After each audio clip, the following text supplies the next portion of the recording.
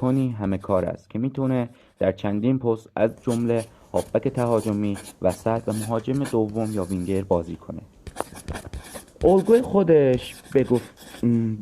خودش آندرا پیرلو، ستاره ایتالیایی تیم‌های میلان و یوونتوس بود.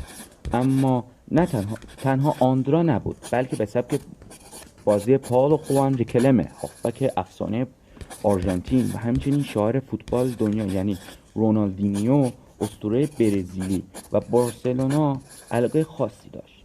تنها بازیکنان کمی میتوانند در رختکن با یکی از بهترین های تمام دوران شریک بشن، چه برسد به 2 نفر از بهترین بازیکنان تاریخ فوتبال.